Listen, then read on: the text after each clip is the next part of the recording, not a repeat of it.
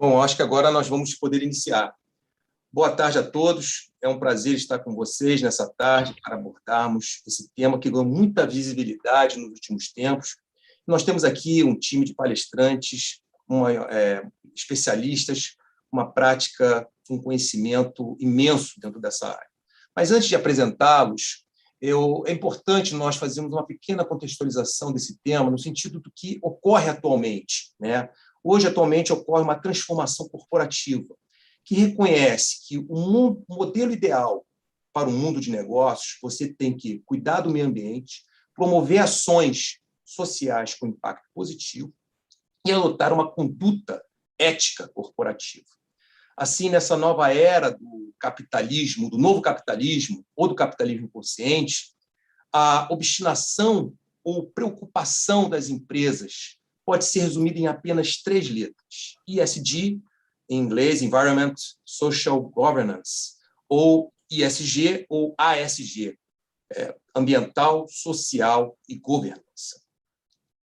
A primeira vez que essa sigla apareceu, basicamente, oficialmente, foi em 2004, numa publicação chamada Who Cares Wins, algo do tipo Quem se importa, vence. E foi um documento, o pedido desse documento foi do então secretário-geral da ONU, Kofi Annan, para que as instituições, fez um pedido para que as instituições financeiras incorporassem os princípios sociais, ambientais e de governança nessa análise de investimento. Então, como vocês podem perceber, o ISG nasceu das instituições financeiras. É o pai dessa criança. Então, para uma empresa ser ISG, ela precisa ter iniciativas para proteger recursos naturais, reduzir a emissão de poluentes e impactar positivamente no meio ambiente. Da mesma forma, é necessário ser engajado socialmente, que engloba desde políticas de inclusões sociais, diversidade não só de gênero, de raça ou de religião, mas diversidade de pensamento. Eu acho que talvez seja a coisa mais importante. E até projetos para reduzir a desigualdade na sociedade. Por fim, deve cuidar da lisura dos processos corporativos, garantindo a independência dos conselhos de administração, e investir em mecanismos para impedir casos de corrupção, discriminação e assédio. Aí, somado a isso, nós temos um contexto da transformação digital, básica para todas as empresas e para a sociedade, onde há necessidade de modificação de comportamento, de hábitos, com muita inovação e criação de tecnologias sustentáveis e disruptivas. E, nesse contexto, existe aí a questão da propriedade intelectual, que ela é fundamental dentro dessa pauta. E eu diria que a propriedade intelectual aqui ela tem 2 grandes segmentos, né? 2 grandes contextos, que é a propriedade intelectual já conhecida de todos nós, onde ela atua dentro de um ambiente controlável, feito em empresas, onde seus funcionários, empregados e contratados trabalham no desenvolvimento de inovações sustentáveis, e isso é muito fácil de, quer dizer, dentro desse contexto, identificar, gerir o patrimônio da propriedade intelectual, porque é um ambiente controlável. Por outro lado, nós temos aqui um outro ambiente, que é o chamado ambiente Open Innovation, ou a inovação aberta, ou por criação, como vocês queiram chamar, que é um ambiente onde a diversidade de pensamento é predominante. E aí nós temos parcerias de empresas, corporações, com startups, com academias, com pessoas do mundo inteiro, trabalhando em plataformas em momentos simultâneos e buscando sempre o quê? Um resultado eficiente, com custo baixo e de uma maneira mais acelerada possível. Essa talvez seja a pauta que mais se adequa à ESG nesse momento. Porém, nós temos aí um grande desafio que nós vamos conversar, principalmente com o Carlos Arruda, sobre o equilíbrio da gestão da propriedade intelectual dentro desse ambiente de cocriação, de inovação aberta. Porque nós temos ali um grande desafio de identificar a titularidade da propriedade intelectual desses agentes. Bom, eu não vou entrar mais a fundo desse ponto, porque nós temos aqui 3 grandes especialistas. Eu vou conversar um pouquinho, falar um pouquinho sobre a questão dos currículos, né? Nós temos 3 palestrantes e eu procurei trazê-los para discutir basicamente 3 tópicos. O tópico onde nasceu o ISG, que é a questão financeira, as instituições financeiras, e aí eu falo aqui do Carlos Braga, que é vice-chairman do Banco de Desenvolvimento de Minas Gerais, BDMG, professor da Fundação Sidão Cabral, entre outras funções, foi CEO do Banco Britânico, Royal Bank, e diretor do ABN Aero Real, que foi um dos pioneiros também, quando ainda não existia o ISG, né, nós tínhamos lá a sustentabilidade do Banco Real, que foi uma empresa pioneira nessa área de desenvolvimento sustentável. E participou de diversas iniciativas pioneiras de ESG à época, como comentei agora. Participou da revisão estratégica do BDMG, com destaque para alinhamento do banco às metas ODS da ONU, o que levou ao seu reconhecimento como instituição de maior impacto socioeconômico do Brasil em 2020, pela publicação britânica CFI Magazine. O segundo palestrante, Edmar Prado Lopes, é diretor financeiro de Relações com Investidores da Movida Participações, engenheiro civil, formado pela Universidade Federal do Rio de Janeiro, possui mais de 30 anos de experiência na área financeira. Desde 1998, trabalhou nas organizações Globo, tendo sido diretor da Tesouraria da NET, gerente de planejamento da Fundação Roberto Marinho. Em 2012, entre 2012 e 2016, atuou como vice-presidente financeiro e de relações com investidores da Gol Linhas Aéreas Inteligentes. Desde 2016, trabalha na Movida Participações, onde acumula os cargos de diretor financeiro e de relações com investidores, tendo participado da abertura de capital da Movespa. Foi também presidente do Conselho do Instituto Brasileiro de Relações de Investidores, IBRI, entre 2016 e 2019. Por fim, nós temos o Carlos Arruda, que é professor de inovação e competitividade e gerente executivo do Núcleo de Inovação e de Empreendedorismo da Fundação Dom Cabral. Ele possui doutorado em negócios internacionais pela University of Brentford, no Reino Unido, e mestrado em administração pela UFMG. É autor e coautor de vários livros, tanto nacionais quanto estrangeiros. Nesse primeiro tópico, nós vamos falar um pouquinho do setor financeiro. E por mais que os investidores tenham como prioridade apenas o lucro, cada vez mais esses investidores eles esperam das organizações de gestão de patrimônios ativos que tornem as questões ambientais, sociais e de governança essenciais dentro da estratégia de investimento. E aí eu destaco aqui, rapidamente, alguns eventos que provocaram, que movimentaram essas ações de maneira mais impactante dentro do mercado financeiro, dentro das corporações e dentro da sociedade. O primeiro foi em 2019, com Jamie Dimon, CEO da JP Morgan, enfatizou a necessidade no Business Roundtable. Em maio de 2020, a BlackRock, através de seu CEO, Larry Fink, ele fez uma carta em público. Essa é a maior gestora de ativos do mundo, com cerca de 7 trilhões de dólares, publicou uma carta estabelecendo critérios e parâmetros para investimentos, visando o aumento da conscientização da importância do ESG. Quer dizer, cada vez mais as empresas, os fundos de investimento, os gestores de patrimônio ativo estão cada vez mais ligados nas empresas que estão olhando para essa pauta. De acordo com o relatório da PricewaterhouseCoopers, até 2025, 57% dos ativos dos fundos mútuos na Europa estarão em fundos considerados critérios ESG. Daí vocês conseguem imaginar a importância dessa pauta que hoje tem, não só no mundo corporativo, mas em toda a sociedade, que nós temos outras agendas, como a social e a governança, que nós vamos falar aqui mais em breve. Mas eu não quero me estender mais, eu já passo a palavra para o Braga, e aí eu já vou com a seguinte provocação, Braga. Como o mercado financeiro enxerga a questão do de-risk para avaliação de investimentos em uma empresa, levando em consideração a pauta ESG?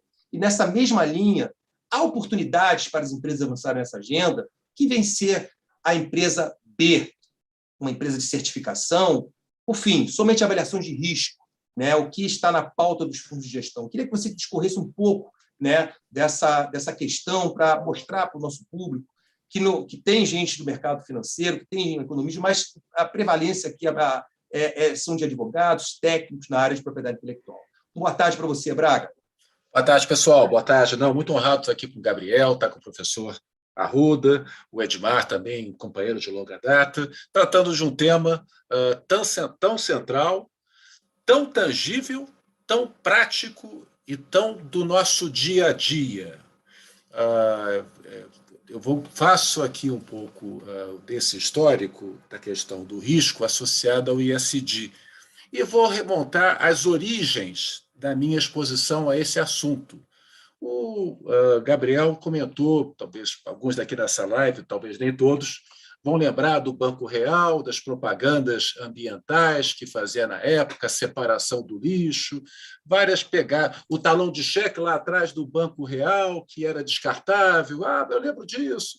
Braga, foi isso que vocês fizeram, então, de sustentabilidade na época de vocês? Foram várias iniciativas lá no início de 2002, 2003, 2004, que conversavam com outras iniciativas que outras empresas já faziam, já naquela época, em relação à sustentabilidade, em relação com a comunidade.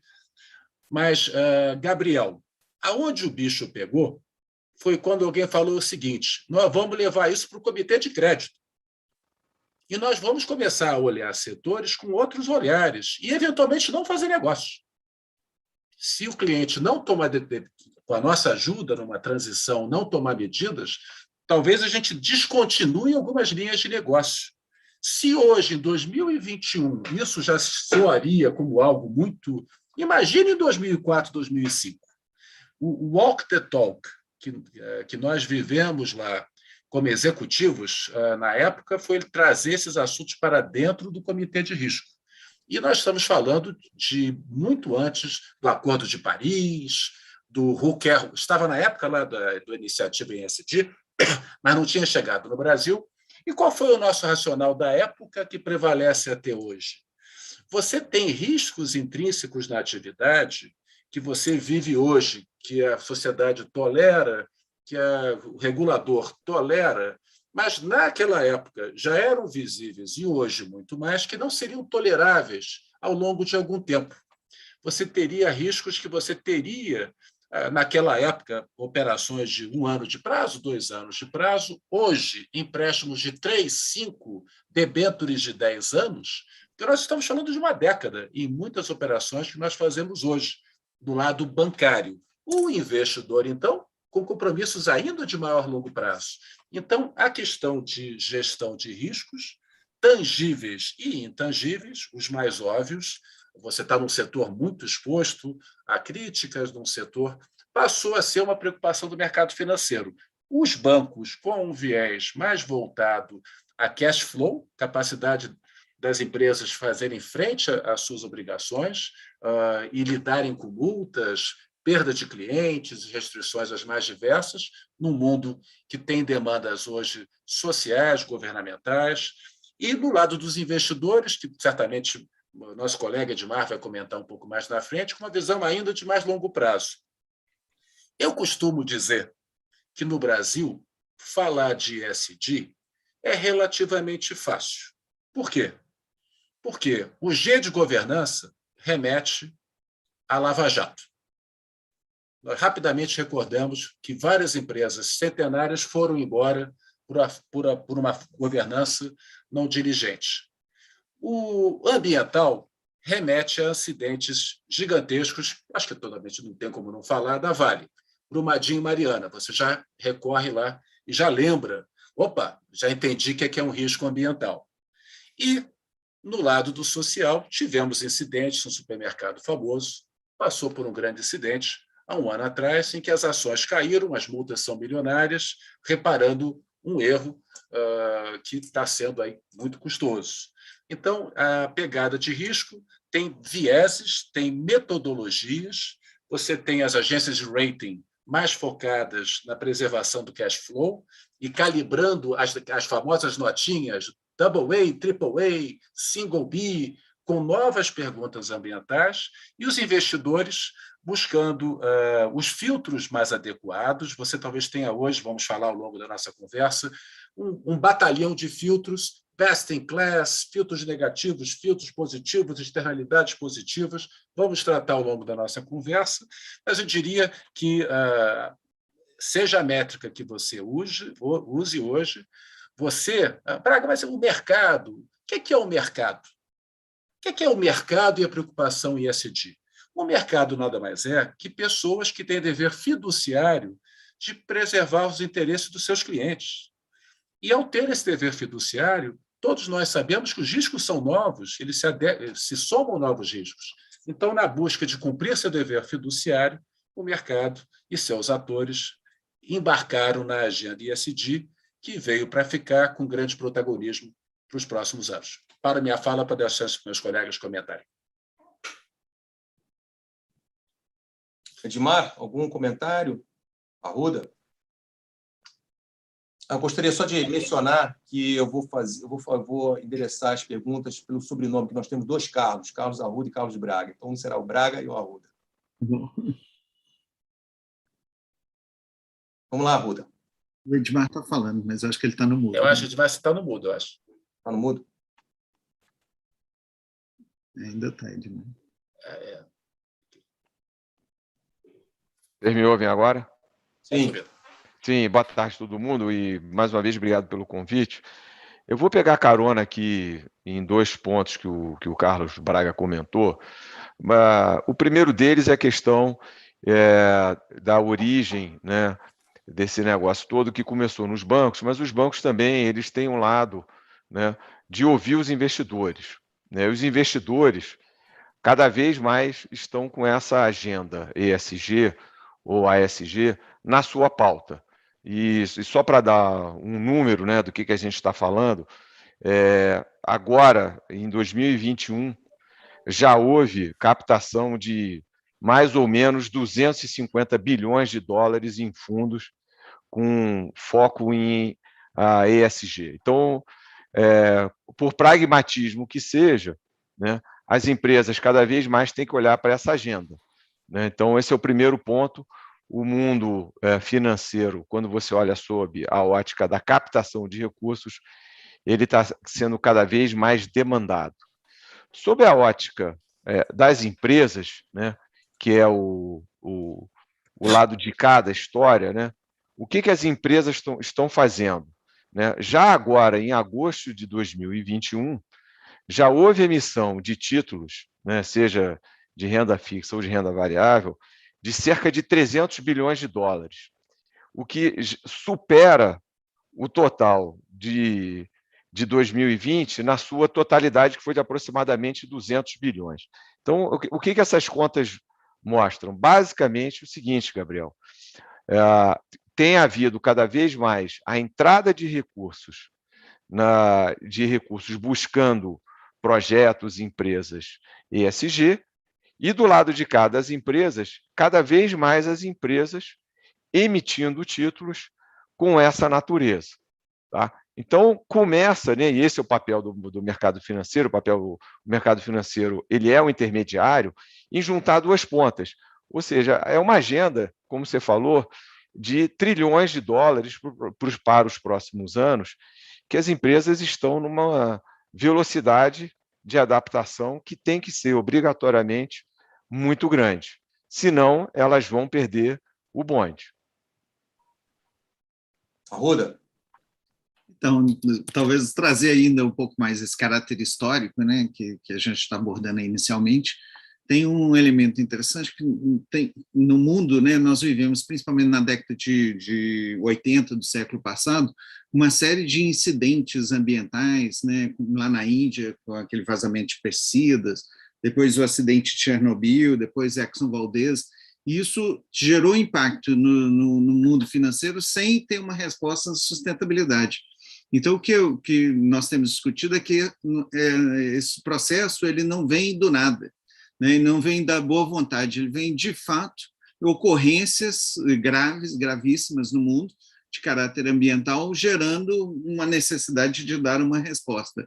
E o que nós estamos vendo, né, como o Carlos escreveu, são ações proativas de respostas antecipadas. Vou antever esse tipo de incidente, exercendo, pelo poder do setor financeiro e dos investidores, influência nessa ação. Ou seja, nós não podemos, como sociedade, como humanidade, viver os incidentes que nós vivemos, continuamos vivendo, como mais recentemente o caso da Vale, mas temos aí uma evolução histórica que lá na década de 80 ainda chamávamos de responsabilidade corporativa, depois chamamos de sustentabilidade, hoje estamos chamando de ESG, e esse nome vai evoluir e se tornar parte de um novo comportamento.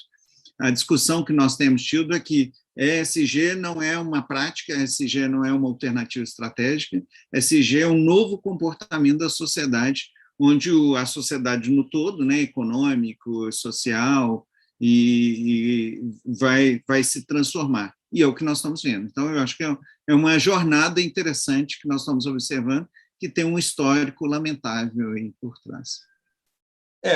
Acho que foram alguns pontos interessantes que eu pude observar, tanto da fala do Braga quanto do Edmar e a sua, mas tem um ponto interessante que eu vi o Braga mencionar, é a questão dos bens intangíveis. E aí, dos bens intangíveis, nós temos aí uma questão de propriedade intelectual muito importante, que é a marca. A marca ela tem uma questão reputacional que pode ter um prejuízo, dependendo do desastre natural, dependendo do que acontecer, muito grande, irreparável. E isso é uma questão que eu acredito que os fundos de investimentos devem levar em consideração. Quanto à questão dos desastres que venham acontecendo, sejam eles naturais ou não, isso também é um ponto importante, porque isso vai materializando, né, os riscos que hoje estão acontecendo. Nós falávamos muito nessa questão ambiental, não no planeta, vai haver catástrofes, chuvas, e as coisas estão se materializando agora. Então, isso é um ponto também que deve ser levado em consideração. Bom, quanto à segunda pergunta, que eu vou endereçar ao Edmar e depois abro aí para o Arruda e para o Braga, como essa questão das empresas passarem a ser certificadas, ainda que não formalmente, o Braga comentou aí, tem vários critérios, AAA, Triple B, enfim. Isso não formalmente, essas são consideradas chamadas empresas do bem por incorporar a agenda ESG, ou seja, mesmo que elas não tenham um critério formal, mas elas sendo analisadas por essa agenda, por essa pauta, por esse novo comportamento, como a Arruda colocou, elas são consideradas empresas do bem, E outro ponto, acredito que isso seja um critério que chegou para ficar, ou isso vai haver ainda algumas mudanças dentro dessa pauta? Gabriel, o que está acontecendo nesse momento no ESG é que estamos convivendo com um conjunto de indicadores, porque ainda não existe um indicador que se tornou o Esperanto, dessa questão de sustentabilidade, de social e de governança. Então, você tem diversas iniciativas, entre elas, uma muito importante é a chamada B Corp, que é a Corporação do Bem, que vem ganhando corpo no mundo todo como um selo de qualidade das empresas. E ela tem uma proposta bastante ampla, de modo que ela se adapta a empresas de serviço ou indústria, empresas pequenas e empresas grandes. Então, daí a B Corp, que seriam corporações do bem, estarem ganhando muita massa crítica ao longo de todo esse processo, em especial nos últimos 2 anos. No caso aqui da Movida, a gente certificou em 2020, Nós somos a segunda empresa listada B Corp do Brasil, a primeira foi a Natura, mas já existe um movimento de diversas outras trilharem esse mesmo caminho, notadamente Gerdau e Magalu, por exemplo, mudaram seus estatutos para poder fazer essa trilha que envolve um conjunto de medidas, desde por exemplo, benefícios a colaboradores, até metas de emissão de carbono ao longo do tempo. Então, uma agenda bastante ampla. De novo, para nós aqui na Movida, o grande aprendizado de todas as certificações que nós buscamos nos últimos tempos tem sido de conhecer melhor a nós mesmos. Esse é o grande ponto. Porque a reflexão de você ter algum benchmark externo faz com que você busque a melhor prática. E aí você chega à conclusão que a sua prática que você achava que era muito boa, na realidade, ainda precisa evoluir bastante. Adicionalmente, essas certificações elas têm evoluído ao longo do tempo. Então, aí é o caso positivo do que a gente brinca de chamar uma meta móvel. Então, é um alvo móvel, vai andando e você, a cada recertificação, você tem que melhorar o seu negócio. Mas eu não tenho nenhuma dúvida, Gabriel, que eu vou pegar emprestado a sua fala inicial, que o grande aprendizado aqui do lado da Movida foi de redução, mitigação de risco. A partir do momento que você conhece, né, que você faz uma reflexão sobre o ambiente que você está inserido, seja o ambiente legal, seja o ambiente social, o seu ambiente de negócios, você vai entender que problemas como os que vocês acabaram de citar pode eventualmente atingir a gente, né, a gente, no caso, a empresa, sem que a gente nem tenha essa consciência, né? Então, vou dar um exemplo agora, o exemplo que para mim também se soma a tudo que vocês têm levantado, que é a questão da LGPD, né?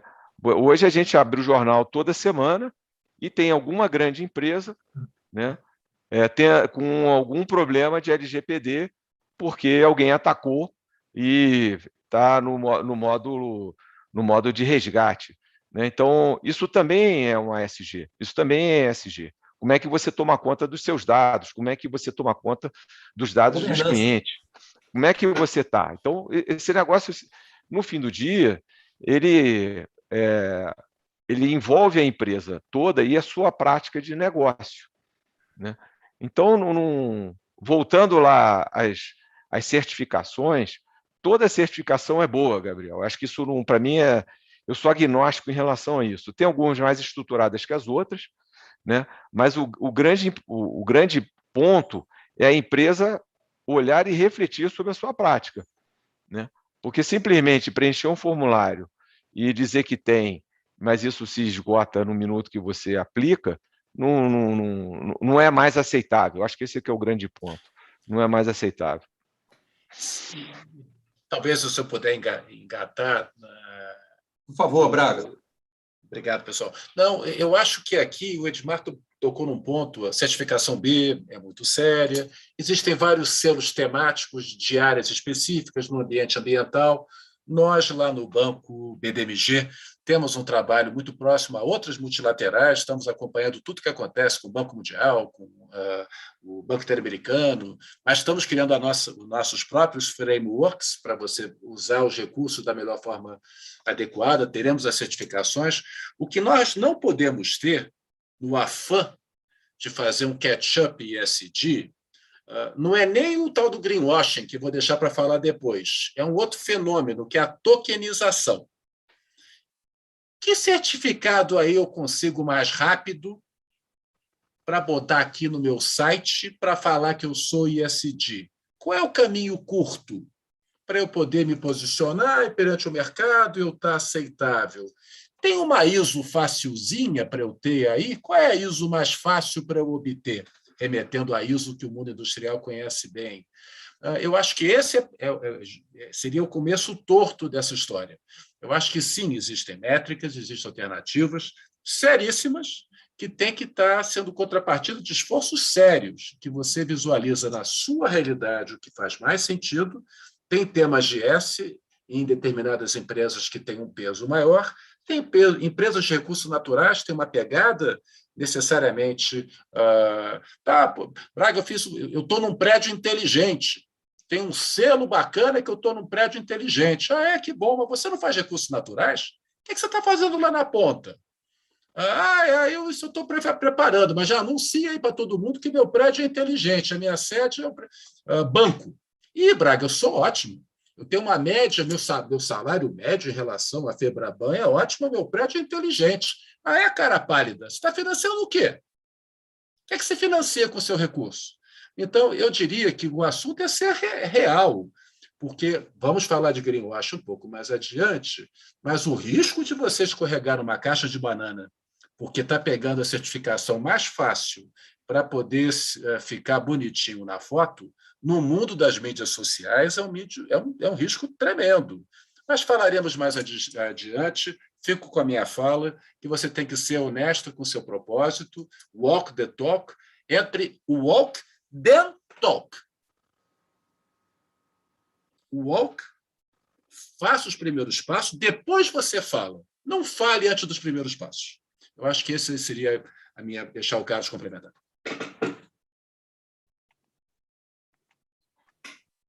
Agora foi minha vez. O que eu queria trazer, completando, é assim, né, nós estamos conduzindo uma série de estudos, inclusive com a Movida, para entender como que as empresas saem de um estágio, vamos falar, não SG, para um estágio SG. E aí você tem alguns aprendizados bem interessantes, né? Edmar pode me reforçar, e o Carlos, que é meu coautor nesses estudos, tem uma visão bem ampla. O primeiro ponto é o seguinte: você não tem uma prática SG nas empresas sem uma liderança comprometida com esse propósito. O diferente de algumas iniciativas de compliance ou de sustentabilidade mesmo, onde eu faço porque o mercado me exige, ou eu faço porque existe um marco regulatório que me exige, ou seja, eu cumpro a lei, eu cumpro as exigências do mercado, o SG ele parte de um propósito, e ele tem que partir de propósito. Então, se a liderança da empresa não tem conhecimento, não entende do que está falando, esse é o primeiro passo, sensibilizar e educar a liderança. Conversando com o CEO do Edmar, ele falou, a primeira coisa que eu fui fazer foi estudar. Então, esse é o primeiro passo, eu tenho que acreditar, né, eu, líder da empresa, ou membro do C-Level e do conselho da empresa, eu tenho que acreditar nesse propósito. O segundo ponto é definir o que essa empresa quer. É interessante, no caso que o Carlos pode dar muito detalhe do BDMG, eles olharam as ODS, as metas de desenvolvimento sustentável, e se questionaram onde que nós queremos ser atuante nessa ODS, onde que nós queremos influenciar de maneira positiva. Então, eles partiram de um desafio entre as 17 ODS e aí estabeleceram o seu propósito estratégico. E aí eles falaram, opa, peraí, quais os indicadores? E é interessante, né, a Movida e outras empresas falaram, peraí, quais indicadores existem? Tem o ISE da B3, né, o Índice de Sustentabilidade Empresarial. Vamos olhar, vamos fazer uma simulação para ver como que nós estamos e tal. Isso é muito saudável, né? Olhar onde que a empresa está, falar onde que eu quero chegar, onde, né? Como os mineiros dizem, onde que eu estou, onde que eu vou, né?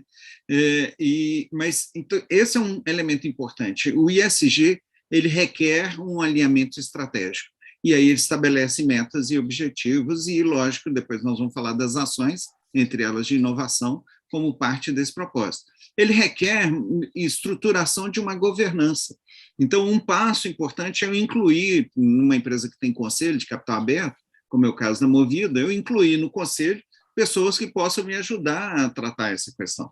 Eu contratar, como foi feito nos vários casos que nós estamos estudando, especialistas para me ajudar a estruturar e até comandar, se for o caso, né, ser líderes dessa área, ou criando uma área ou de sustentabilidade, ou SG, que nome queira dar, mas que assuma a responsabilidade para aquelas ações e aqueles resultados acontecerem. Não é só eu tenho indicadores, não. Eu tenho propósitos, eu acredito nisso, eu vou buscar esse propósito e estabeleço ações. Um indicador que nós estamos vendo nos casos que é fundamental é o orçamento, né? Muitas empresas falam, eu quero ser uma empresa SG, mas o mercado está apertado, nós estamos em pandemia e tal, não tem grana para isso. Esquece. SG vai requerer inovação, SG vai requerer investimento, SG vai requerer estrutura. Alguns especialistas no campo falam, um dia, né, SG vai ser como qualidade total, você não vai ter mais uma área de qualidade, vai ser um modo operante, um jeito de ser. Talvez sim, mas estamos longe desse dia. Ainda, se não tivermos os tocadores de bumbo, a liderança buscando de forma dinâmica, né, porque SG é jornada, ela não tem um fim. À medida que a gente conseguir, à medida, por exemplo, que o Edmar conseguir ganhos de redução de emissões, por exemplo, a barra vai subir. À medida que eles mudarem, olha, agora vai ser carro elétrico, agora vai ser zero de impacto, né? Não é só zero, net zero, né? É zero realmente de impacto. E essa barra vai subir recorrentemente porque o mundo está precisando, a sociedade. Não é só inclusão de mulheres, agora é inclusão de LGBTI, agora é inclusão de racial, agora outros temos. Outro dia, conversando com uma empresa muito importante, nessa conversa, eles estavam dizendo o seguinte, o meu presidente não quer mais diversidade de raça ou de gênero no conselho, ele quer diversidade intelectual. O que as pessoas pensam? Me traz pessoas que pensem diferente. Nós ainda estamos longe de chegar nesse alcance, né, de ideologias diferentes. Então, essa é talvez a experiência que nós estamos aprendendo, não é isso, Braga? Nos nossos... ela é estratégica, ela é levada, parte da liderança, e a liderança tem que aprender e entender o que é isso que nós estamos falando. Aí não, Braga. Temos muito bumbo para tocar, e até eu aprendi com o Edmar. Outro dia vi o Alessandro Zema, lá do Morgan Stanley, fazendo uma entrevista, e outro dia eu também no ambiente de conselho. ESG não é ponta de pauta de reunião. Quando o ESG está na ata, mas como último item, é mau sinal. Se faltar tempo na reunião, fica para a próxima. E o outro tema, ESG também não é ponta de ata de reunião com o investidor. No Brasil, até pouco tempo, era a ponta da agenda. Me fala nos últimos 5 minutos sobre ESG. Aí eu jogo para o Edmar, que tem conversado com investidores estrangeiros. Em que momento da conversa ele pergunta para você, Edmar, do que você faz no ESG? É no início, no meio? É uma ponta de pauta? Que eu acho que isso é um avanço que nós temos também no mercado financeiro. Ainda tem uma sensação que no mercado financeiro é ponta de pauta de reunião. Como é que você está vendo, Edmar, nas suas tratativas com investidores internacionais? Em que momento entra e como é que encaixa? Eu acho que isso ajuda a fechar o tema. Braga, essa pergunta é bem legal, porque dá para falar um pouquinho da experiência, né, aqui na Movida, né, que abriu capital, como o Gabriel falou, lá em 2017. O investidor europeu, ele é o mais avançado nesse tema, né, por diferentes razões, inclusive culturais, né? Então, a gente aqui na Movida teve um investidor inglês, um fundo que olhava para a ESG, né?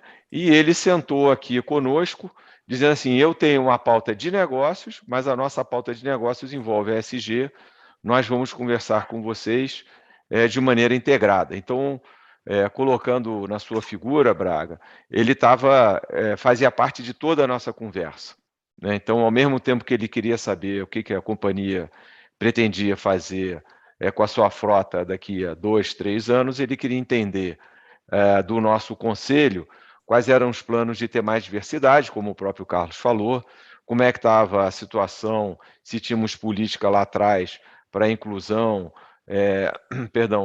para como estavam as mulheres em cargos de liderança, mulheres no conselho e tudo mais. Então, na realidade, lá atrás, esse fundo já tinha uma visão de que o ESG ele envolve tudo, né? Ele tem que fazer parte do seu DNA, da sua estrutura de negócios, enfim.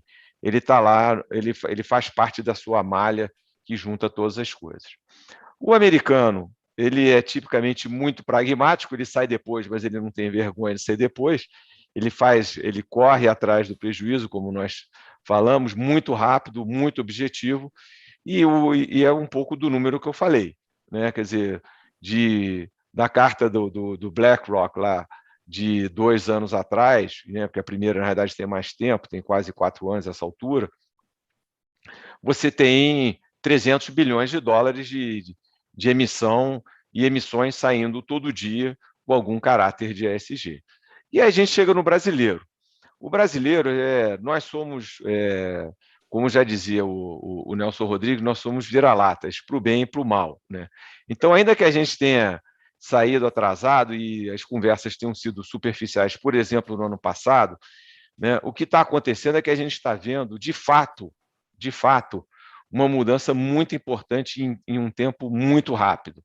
Então, o brasileiro, ele, de certa forma, ele parece o americano na largada, mas ele tem uma grande vantagem, que é a flexibilidade cultural que todos nós temos. Então, a gente se adapta, aqui é a brincadeira do vira-lata, né?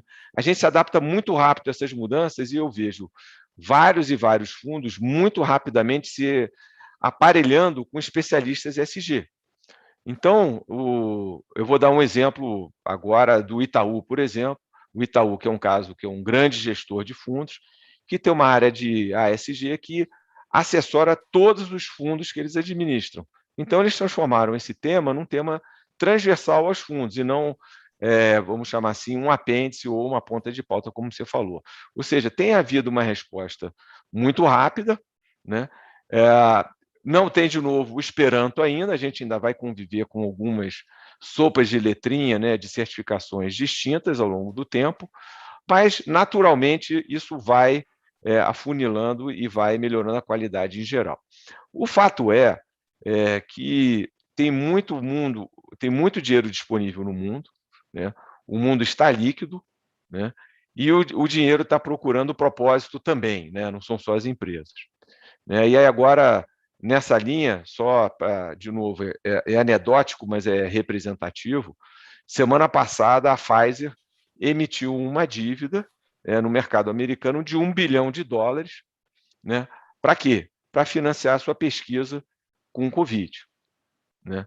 Então, e aí foi o dinheiro mais barato que ela jamais captou em condições equivalentes, porque, de novo, essa agenda, né, nossa, global, a ESG, que envolve agora, numa dimensão, eu diria, quase que dramática, a questão do Covid, uma empresa foi lá e viu que tinha uma oportunidade no mercado de se diferenciar e está trazendo dinheiro para dentro de casa para promover a pesquisa de vacina do Covid, né? Então, esse tempo de resposta, né, eu estou citando esse caso específico aqui da vacina, porque mostra que muita coisa dá para ser feita, né? Eu acho que esse aqui é o ponto, né? E aí, pegando carona, né, com o fundo, né, do que a gente está falando, vacina é uma propriedade intelectual, né? Então, todo o processo de P&D é um negócio que está amplamente vinculado a tudo que vocês, né, Gabriel e times aqui, conhecem muito melhor que eu. Mas acho que é para trazer o pé no chão, né? O pé no chão das coisas. Isso tudo está levando a sociedade a se modificar, inclusive na hora de aplicar dinheiro, né? E como é que isso se torna em benefício para todos nós. Eu acho que a gente pôde aprender muito aí com a fala de vocês três nesse ponto, e eu acho que eu tiro alguns pontos aqui. Primeiro, que não há um critério rígido, um critério definido, né? E as empresas, elas vão, não é de fora para dentro que elas têm que se adaptar, elas primeiro olham para si, para ver o que elas podem mudar, e aí ver onde elas vão se adaptar nesses certificados ou nesses critérios. Isso é um ponto. A conscientização da liderança, né, top-down, ou seja, se não houver uma conscientização do conselho, da liderança, não adianta você querer vender tokenização, porque você não vai chegar a lugar nenhum. E esse ponto que o Braga falou também é muito interessante, você fazer a sua agenda de acordo com a sua atividade. Não adianta você ter uma atividade que é totalmente contrária àquele propósito que você está tentando colocar dentro da empresa como ESG, né? Senão fica uma coisa desconcertada. E essa questão realmente que você falou, Edmar, é fundamental. As empresas hoje elas estão se capitalizando muito por conta de todas essas transformações. Essa questão do Covid ela é básica e acho que foi o dinheiro mais barato que a Pfizer conseguiu realmente. Eu passo aqui, a gente está com o tempo aqui já. O assunto, quando é bom, ele passa muito rápido o tempo, né? Mas tem uma pergunta aqui para o Arruda, e também estendo depois os comentários para vocês. Falamos muito na questão de ESG no meio ambiente, né? Mas estamos avançando em todos os outros setores que envolvem a agenda ESG? E, se não, o que podemos avançar? Arruda, com a palavra. Obrigado, Gabriel.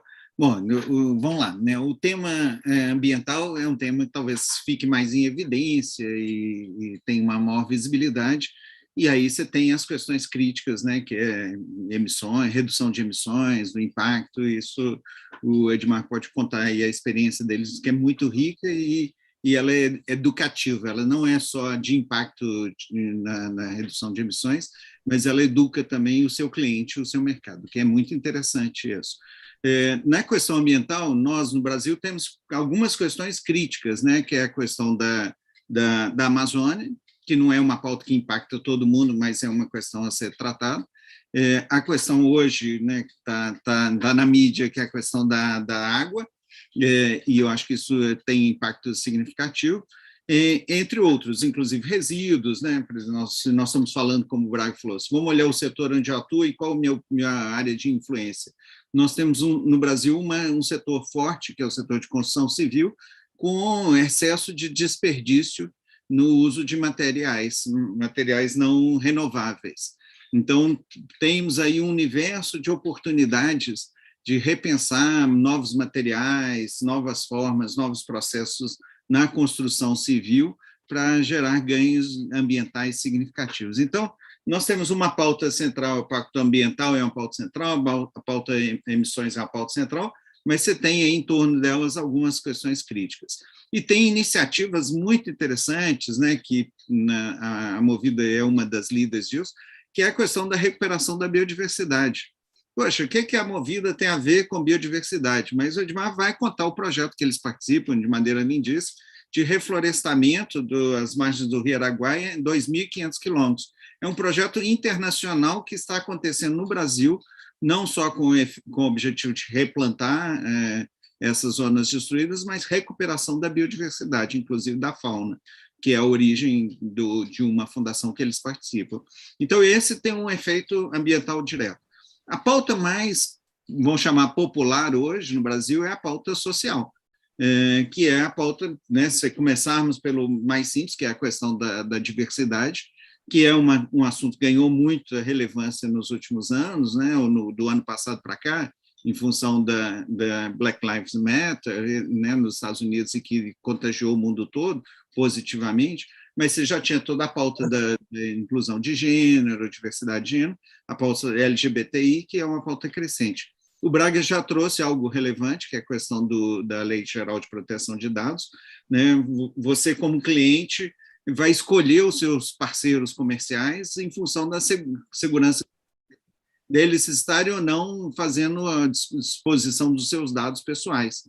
Eu estou num momento de mudança na minha vida e estou vivendo isso, né? Eu recebo, só enquanto nós estamos aqui, mais de 20 telefonemas fazendo ofertas do segmento financeiro, que é um absurdo, né? Alguém tem meus dados e provavelmente alguém que eu pseudo confio, né? E essa pauta da confiança na proteção de dados é um tema altamente significativo e pouco ainda aplicado na questão social. Um outro ponto interessante que perpassa tudo isso são as cadeias produtivas, né? Se eu tenho uma pauta ESG, a minha pergunta é como estão os meus fornecedores, como estão os meus clientes? Eu sempre cito como exemplo uma empresa americana, Salesforce, que ela cancelou contratos de forma unilateral porque os clientes estavam usando os seus sistemas, a Salesforce, empresa de dados de clientes, CRM e outros, para gerar discriminação. Então, para gerar processos discriminatórios, você estava usando uma plataforma um sistema de análise de dados. E a empresa entendeu que aquilo não era adequado no uso. Não foi para isso que eu vendi o meu sistema. Então, ela unilateralmente cancelou o contrato com esse cliente, ou seja, ela também tem um papel fundamental nessa cadeia, né, no supply chain da empresa, isso está na pauta social. Um tema que eu acho que temos que tratar é como que fica a filantropia, né?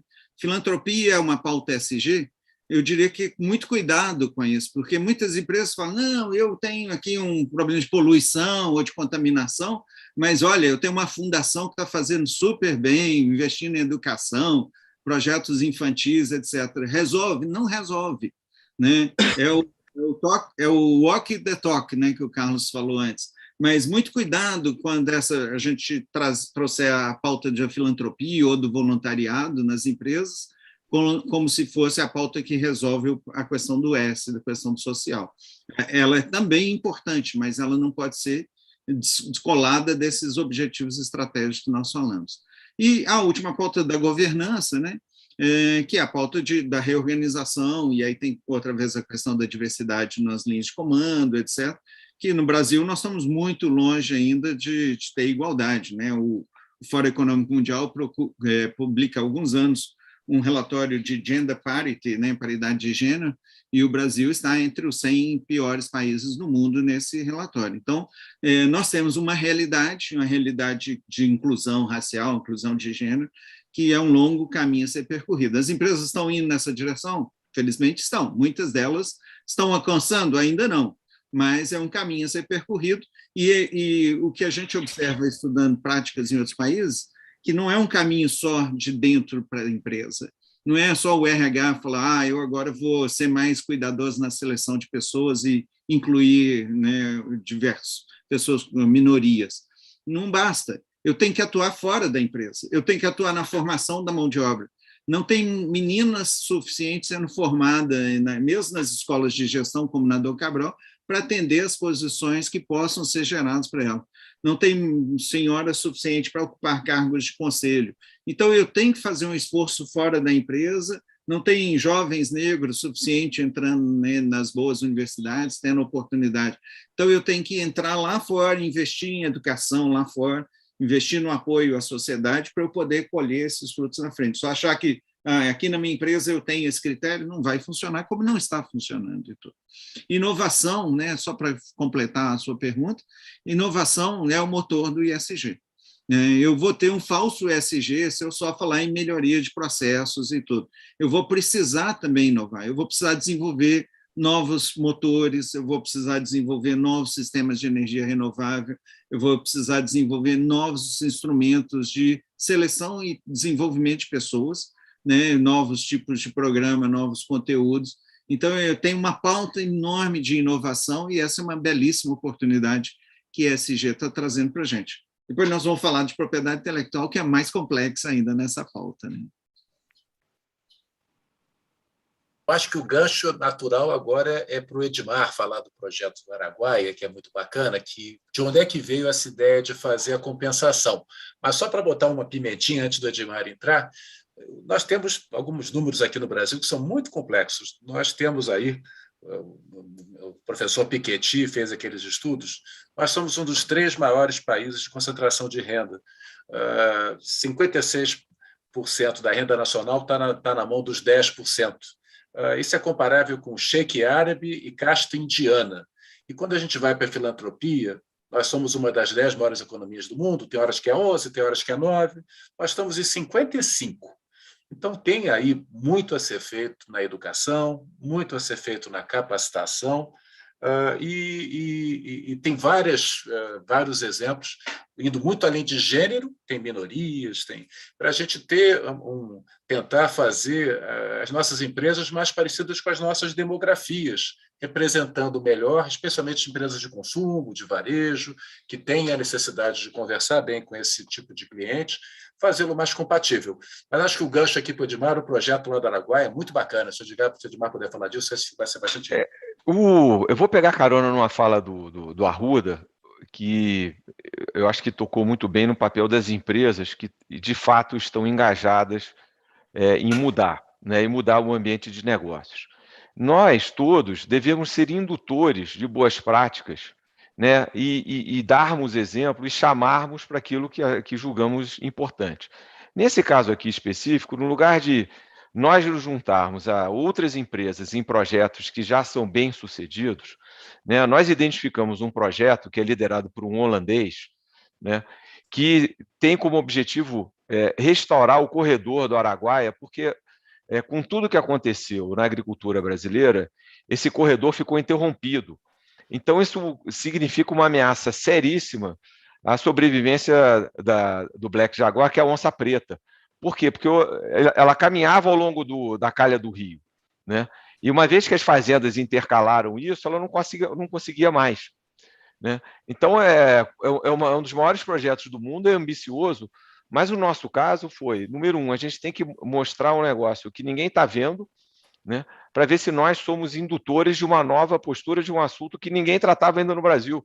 Se você voltar, quando a gente fala, né, o Arruda está conhecendo bem isso, quando a gente fala do assunto do corredor do Araguaia e da questão da onça, pouca gente tem noção, né?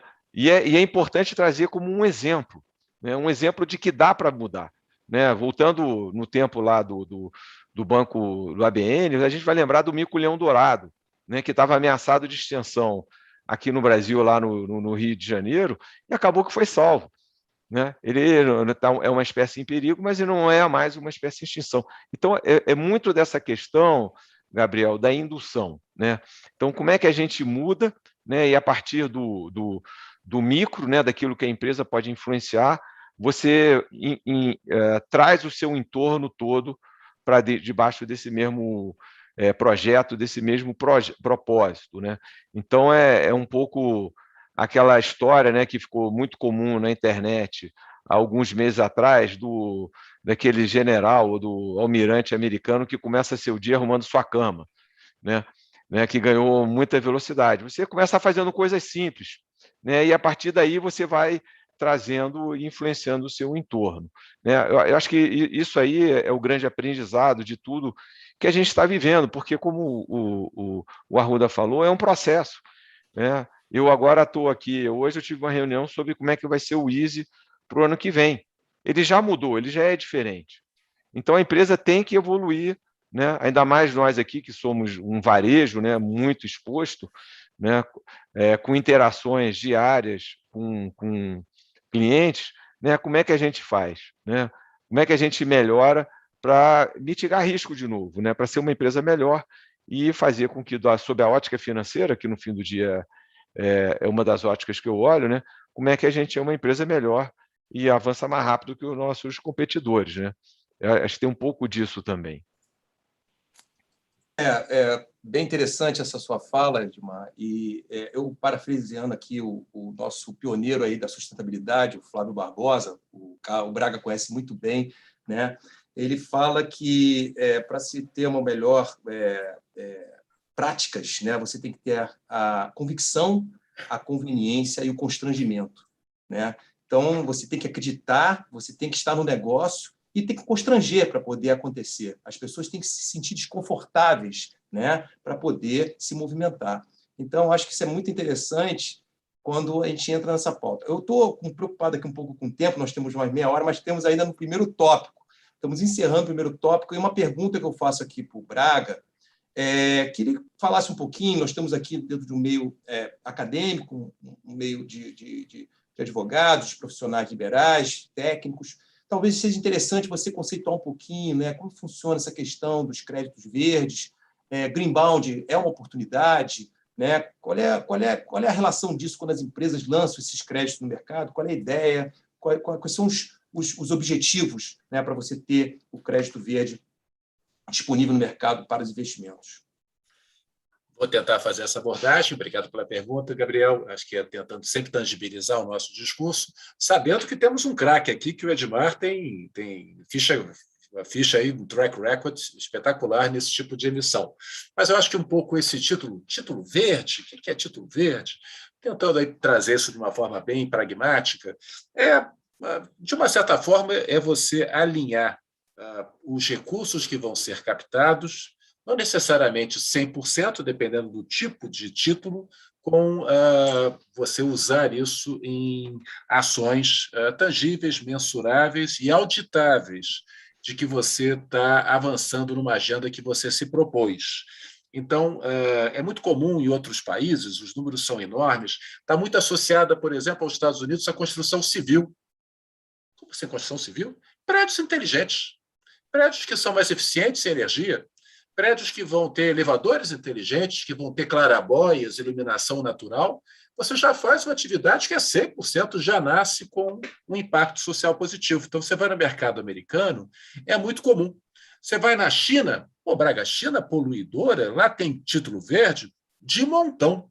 São as fazendas solares que estão sendo feitas desde o início com um benefício claro. Está saindo de uma matriz de carvão, que é o que eles têm lá, eles têm carvão, para uma matriz solar. No Brasil, nasceu, obviamente, em setores que já tinham uma predisposição. Aí tem um papel pioneiro que merece ser aqui lembrado, de Suzano, de Klabin, que no ambiente do reflorestamento fizeram as primeiras iniciativas, associando, já estava na natureza do seu negócio, ao replantio. Existem várias estatísticas que a gente não são tão bem divulgadas, estamos aprofundando no nosso caso da Suzano, lá no nosso e-book, que vai ser lançado em breve, falaremos disso, do efeito da captação net de carbono. Braga, mas eles cortam árvore para fazer papel. Mas eles replantam 500 mil por dia. E a árvore, quando ela está crescendo, ela captura mais oxigênio. Então, ela é net. E você tranquilamente consegue mostrar para os investidores que, se você financiar essas atividades, inclusive o que está no entorno dela, né, que é fazer. Então, você emite, você tem alguns chamados frameworks, guidelines, para padronizar a nível mundial a emissão dos títulos, começando pelos mais clássicos, que são os títulos verdes, passando por títulos sociais, por títulos, e mais recentemente, títulos que são de transição, quando você está numa situação, uma indústria que está se retransformando, e agora títulos, os sustainability bonds, que a Edmar pode depois fazer um comentário, que dão um pouco mais de abertura. Isso no lado dos títulos. Braga, isso é coisa de empresa muito grande, Braga, é coisa de empresa que solta bilhões. Não, existe um mercado de debêntures verdes, de CRAs verdes, certificados de recebíveis agrícolas, certificados de recebíveis imobiliários, transações, não vou falar que é de 10 milhões, mas são transações de 50, 100, 150 milhões que estão sendo emitidas no mercado, cuja natureza do recurso vai ser utilizado, obviamente, se não no total, e você contrata uma empresa terceirizada. Existem algumas no mercado, só para citar duas aqui, ou três, a Resultante, Citaui e o WeWay, que fazem acompanhamento daquelas metas acordadas. E se você entregar as metas, você tem duas situações. Uma, você paga um pequeno prêmio, você tem um benefício de preço, você tem uma pequena redução, ou se você não cumprir, você paga um step-in, você paga um preço um pouquinho maior. Você traz isso a valor presente, quase sempre são recursos, as economias que você gera são mais do que suficientes para financiar esses aspectos do projeto. Algo parecido também com os bancos, empresas ainda de um pouco de menor porte, que não conseguem acessar mercado de capitais.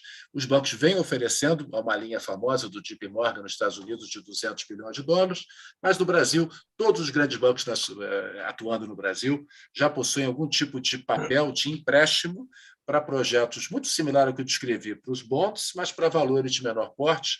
O BDMG, obviamente, também o faz, os bancos de desenvolvimento.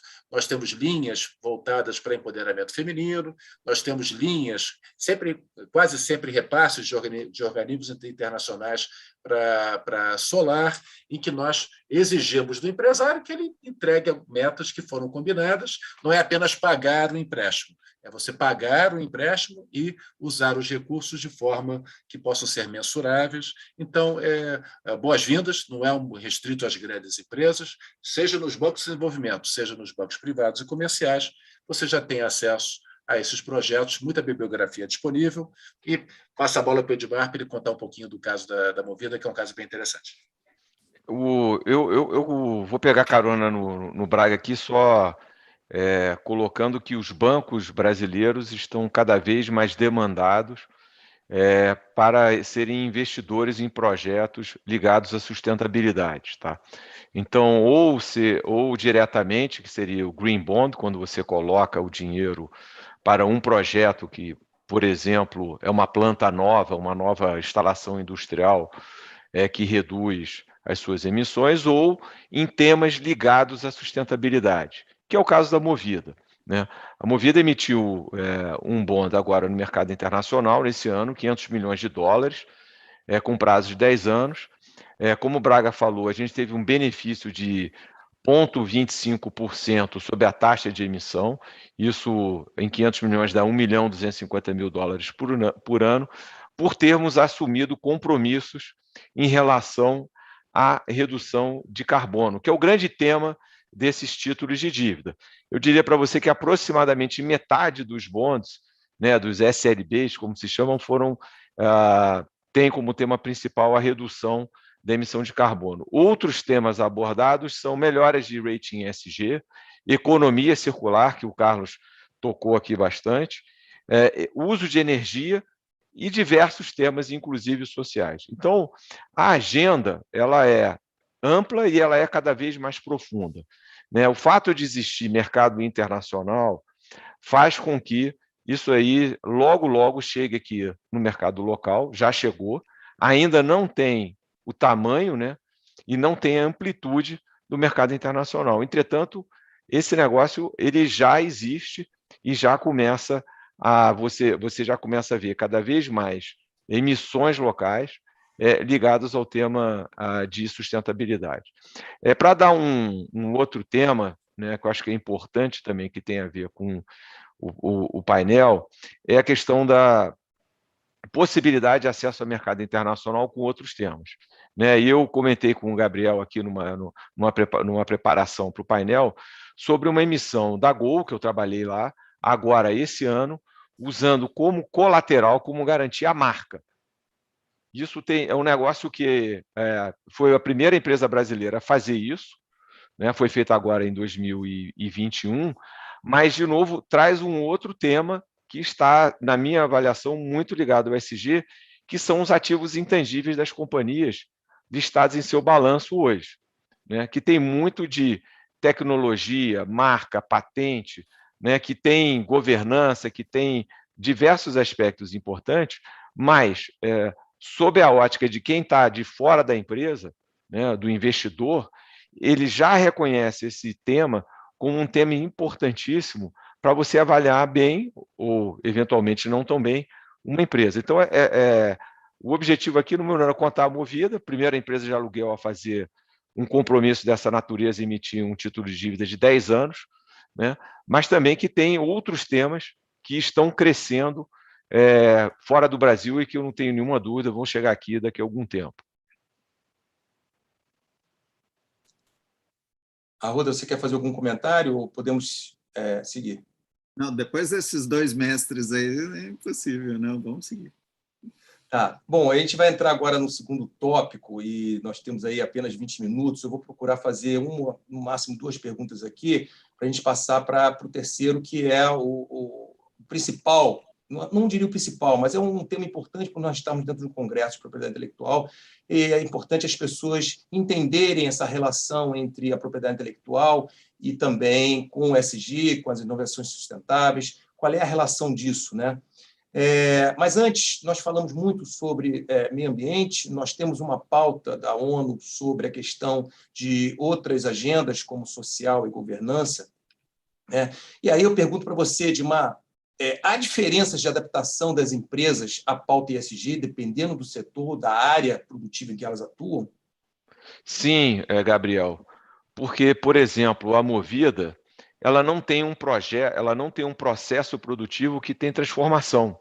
Então, por exemplo, minha questão de dejetos é muito pequena quando comparada, por exemplo, a uma Suzano, a uma CSN, porque a natureza do nosso negócio é diferente, né? Na verdade, eu exagero aqui, né? Na verdade, eu sou um grande estacionamento, né? É que os carros entram e saem várias vezes. Então, esse é o primeiro tema. Então, as empresas... Mas eu volto para o exercício de você conhecer bem a sua empresa.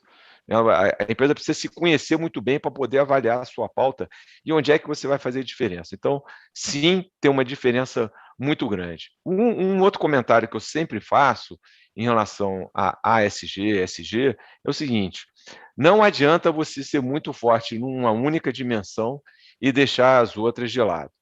Essas coisas andam juntas, Gabriel.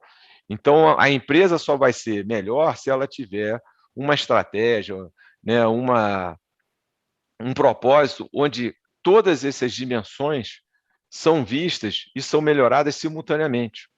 Porque você não consegue atingir uma melhor performance e sustentabilidade se você não tiver uma governança adequada, né? Então, os exemplos negativos provam isso a toda hora, né? O Braga citou aqui a Vale. Ninguém tem dúvida que a Vale tem uma boa governança sobre diversos aspectos. Mas faltou uma perna, faltou a governança lá no quesito risco de barragem, né? Estou sendo simplista, mas acho que esse é o grande ponto. Então, é preciso caminhar em todas as dimensões, muito juntas e muito forte. Eu tenho, de novo, pouca dúvida sobre isso, tá?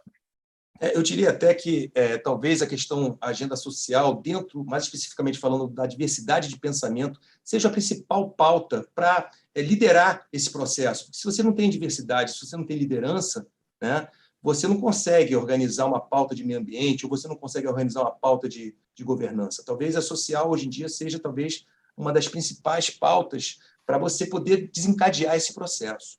Mas aí eu já... Vamos lá. Não, com certeza. Eu até dizer, hoje você tem um desafio que é retenção de colaborador, né? Porque todas as áreas, todos os setores.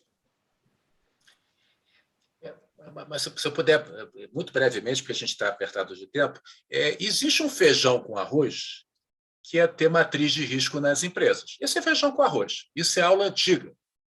Isso aí é 1.0. Já nos anos 90, você já estava fazendo matriz de risco. vermelhinho, alta possibilidade, alta probabilidade, grande impacto, pequeno impacto. Essas histórias todas que nós falamos aqui dos grandes acidentes falam que a nossa matriz de risco está desatualizada. Nós precisamos atualizar a matriz de risco. Vai ser tema até do nosso livro aí, do e-book. Nós fizemos são perguntas novas, são perguntas com horizontes mais longos.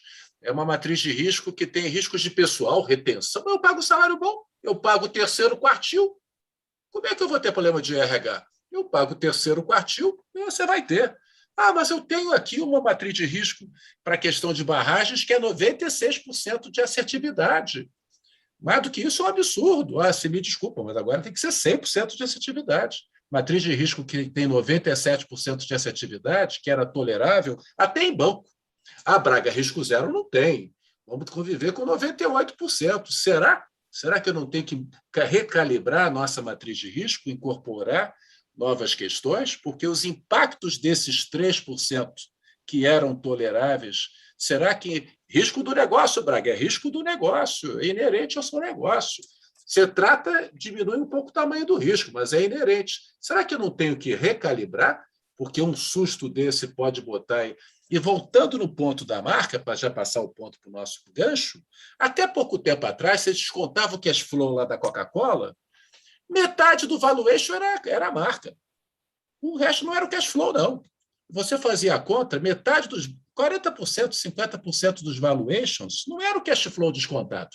Era o intangível, era a marca, posicionamento, tradição. Preparem-se. As últimas contas falam que é 60 a 65. O cash flow não quer dizer nada. 65 vai embora se você arranhar a tal da marca e a propriedade intelectual associada a ela. Já podemos aí seguir os próximos passos.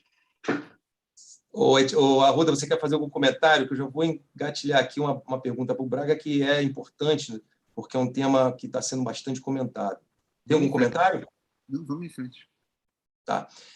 Braga, como é que a gente consegue identificar se uma empresa realmente... Você falou agora realmente da reputação da marca, né? Eu acho que você incorporar a sustentabilidade, a sua estratégia, sem fazer essa sustentabilidade propriamente dita, você gera uma retórica aí, né, que a gente chama aí do greenwashing. O que você poderia falar sobre isso? Eu vou dar uma entradinha só, porque eu sei que o Edmar e o Arruda são craques nesse assunto. Lá na minha família, quem é amor de marketing é meu irmão, ele é diretor de criação, então eu aprendo muito com ele. Mas eu diria o seguinte, eu estava, até um ano atrás, numa onda, falem mal, mas falem de mim. Estou errando, falei coisa que não está ainda acontecendo, eu acho que eu estava nessa onda, falem mal, mas falem de mim, que bom falar um pouco de espuma, mas tudo bem, tem um pouco de espuma, o cara vai acertar no próximo passo, ele está fazendo um pouco de espuma. Eu já estou um pouco pensando diferente. A sociedade hoje tem esse fenômeno da mídia social que cancela as pessoas e cancela as empresas. Então, eu acho que o risco de falem mal, falem de mim, eu estou na direção correta, o meu relatório é cheio de foto grande, com fotos que você fica impressionado, com letras fontes grandes, eu entrego pouco valor. Hoje eu diria que o risco de você fazer uma mensagem que se comprove falsa, às vezes até por uma viagem de alguém lá, não, pode dizer isso aqui, que isso não é agora, vai ser logo depois, aí cai numa mídia social, o risco de você ser cancelado, quem acompanha Big Brother aí sabe o que eu estou falando. Eu não acompanho não, mas meus filhos acompanham e me dão notícia. Então, eu acho que paro por aqui, porque eu acho que o assunto está muito mais sério do que a gente imaginava. Vi de Cristiano Ronaldo, vi de alguns eventos meio anedóticos, mas eu acho que o assunto tem que ser muito bem pensado. Melhor não falar nada nesse momento do que falar o que você ainda não está preparado para falar. Para um pouco por aí, meus colegas complementam. Arruda. Eu concordo plenamente com o Carlos. O tema greenwashing perdeu relevância numa era de mídia social. Se você não falar, né, ou desmentir algo ou falar algo que não é verdade, vai durar muito pouco tempo até alguém apontar a verdade nesse contexto que nós vivemos. e a gente vai ver mais empresas sendo expostas pela mídia social. Lógico que temos cuidado com fake news, essa coisa toda, mas a realidade é que hoje nós estamos muito mais expostos, e as empresas também. Nós fizemos essa semana passada, né, Braga, o lançamento do nosso primeiro encontro e do nosso projeto de inovação motor do ESG, e foi muito interessante, Gabriel. Muita gente foi lá e perguntou: isso aí não é conversa para boi dormir? E as práticas trabalhistas? E isso, aquilo? E a nossa visão é a seguinte: dura pouco. Né? Tem gente fazendo greenwash, mas vai ser exposto muito rapidamente. E o outro lado, o ciclo que a gente falava dessa jornada, ela é dinâmica. Se você só ficar repetindo a mesma coisa, vai ficar ultrapassado muito rapidamente. Então, eu acho que perdeu relevância, né, Carlos e Edmar? Não é um tema que me preocupa mais hoje na pauta ESG. Aqui do lado de uma empresa de varejo, né, pegando carona no que os dois Carlos falaram, número um, hoje a gente tem os haters, né? Então tem os que cancelam e tem os haters, que vão lá e fazem uma campanha contra determinado aspecto da empresa. Então acho que isso, né, faz com que as empresas passem a tomar muito mais cuidado com tudo aquilo que elas dizem. Algumas ainda estão aprendendo, e esse é um negócio que, como o Arruda falou, é dinâmico, né? O segundo ponto é que é instantâneo, né? E esse é um outro aprendizado das empresas, porque as empresas são organizações hierárquicas, são organizações formais, e isso não é verdade no mundo da mídia social. Então, também do lado de cá, você precisa se aparelhar para ter um tempo de resposta adequado, porque o tempo de resposta antigo não funciona, né? Você tem, às vezes, determinadas crises, né, de imagem instaladas em poucos minutos, né? Então, mais uma vez, a dimensão de que o mundo do lado de fora, né, é muito maior que o mundo do lado de dentro. E você precisa ter todas as suas escutas muito, muito calibradas. Bom, pessoal, estamos aqui na reta final, entrando aqui no tópico da relação da propriedade intelectual. Acho que já ficou muito claro, né, para a gente aqui a importância da propriedade intelectual, que ela perpassa por todas as etapas, né, do processo de inovação dentro da pauta ESG. Né? E aí, como eu coloquei inicialmente, a questão da propriedade intelectual trabalhando dentro de um ambiente controlável, onde fica fácil de gerenciar a propriedade intelectual, e, por outro lado, o Open Innovation, onde fica mais difícil, apesar de que você tem um resultado mais eficaz, mais barato, né? e de forma mais rápida.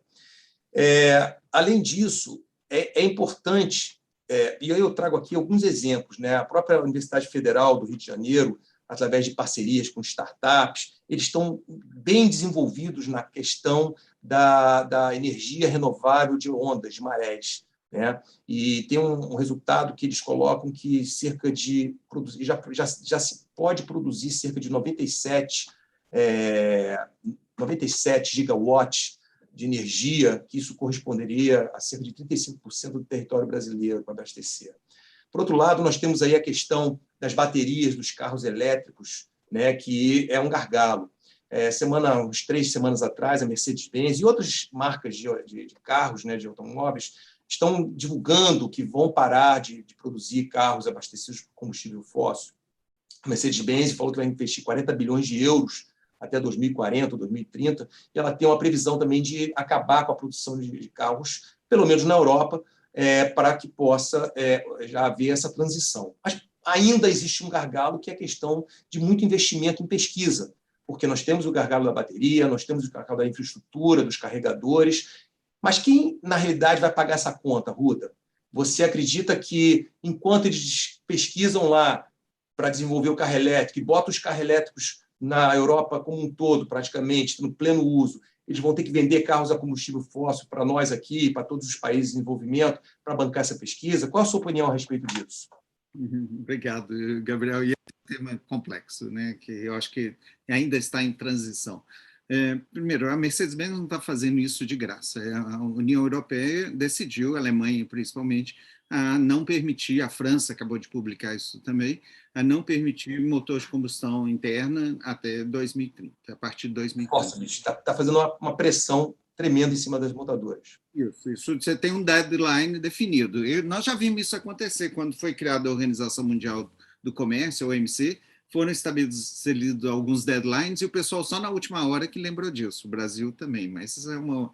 Então, na natureza humana, talvez postergar. Quando a gente fala em carro elétrico, o modelo que vem na mente de todo mundo é o Tesla.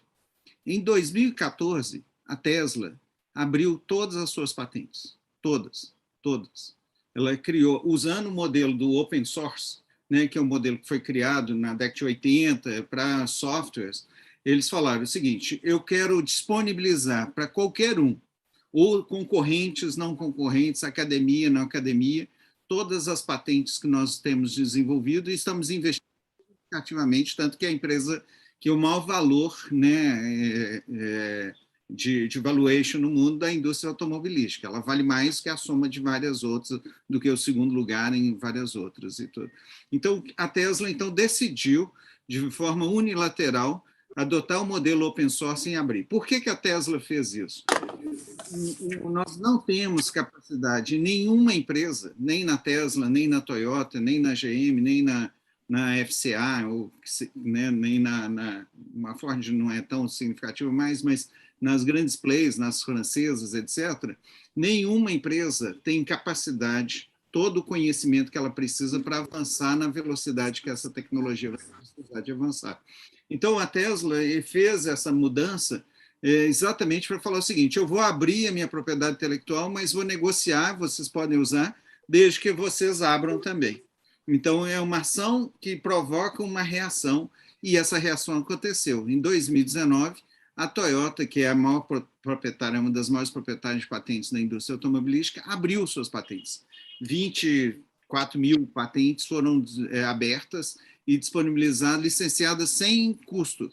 Quem quiser usar as patentes da Toyota, vai lá na parede de patentes dele, você tem acesso a isso. Como que fica isso? Qual que é a lógica por trás disso? Se a gente olhar historicamente, né, lembra lá que o alemão diesel, 1890 e alguma coisa, 93, 94, patenteou o motor diesel, teve tantas ações para quebrar essa patente. Em 1900 ele desistiu, foi para os Estados Unidos, voltou para a Inglaterra, acabou falecendo num acidente marítimo, e a patente foi quebrada.